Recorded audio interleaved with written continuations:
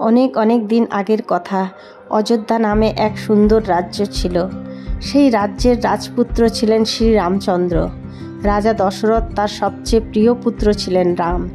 কিন্তু ভাগ্যের খেলা এমন যে রামকে 14 বছর বনবাসে যেতে হয়েছিল নিজের পিতা ও রাজ্যের আদেশে।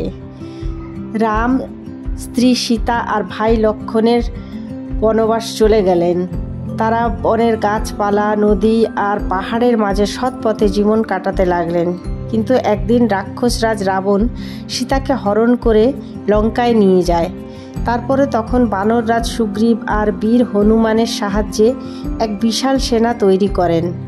অনেক যুদ্ধ, ত্যাগ আর সাহসের পর অবশেষে রাম রাবণকে পরাজিত করে সীতাকে উদ্ধার করেন।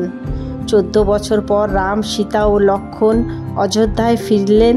তখন শহর জুড়ে আনন্দে মাতোয়ারা মানুষ, ঘরে ঘরে দীপ জ্বালানো হলো।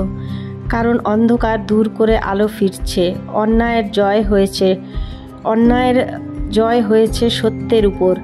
সেই রাতেই অযোধ্যা ঝলমল করে উঠল হাজার হাজার প্রদীপে। বাতাসে ভাসতে লাগলো ফুলের গন্ধ, ঢাকের শব্দ আর মানুষের হাসি।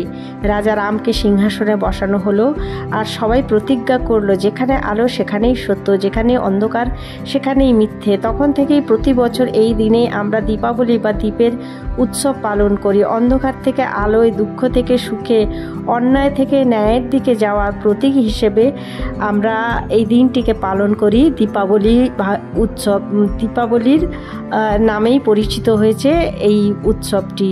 মানে রাজা রাম যখন অযোধ্যায় ফিরেছিলেন, অনেক মানুষ অনেক আনন্দিত হয়েছিলেন। আর পুরো অযোধ্যাটাকে আলোয় সাজানো হয়েছিল। মানে পুরো অযোধ্যা যেন সেদিন অযোধ্যা নগরীতে পৃথিবী থেকে, আকাশ থেকে আলো নেমে এসেছিল পৃথিবীতে। তো এই জন্য আমরা এই দীপাবলি উৎসবটা পালন করি। তো বন্ধুরা, আমার ভিডিওটা কেমন লাগলো অবশ্যই কমেন্ট করে সবাই জানাবে। আর যারা নতুন আছো তারা একটা সাবস্ক্রাইব নিশ্চয়ই করে দেবে। যদি তোমাদের মনে হয় আমি ইউটিউবে একটুও জায়গা করতে পারবো, তো অবশ্যই আমার ভিডিওটাকে একটু লাইক করবে। লাইক করলে একটু মোটিভেট হই ভিডিও করার জন্য। আর অবশ্যই করে একটা কমেন্ট করে দেবে। প্রত্যেক বছর আমরা সবাই নিজের মতন করে দীপাবলি উৎসবটা বা কালী পুজো উৎসবটা পালন করি। দীপাবলির উৎসব হচ্ছে অন্ধকারকে দূর করে আলো নিয়ে আসা।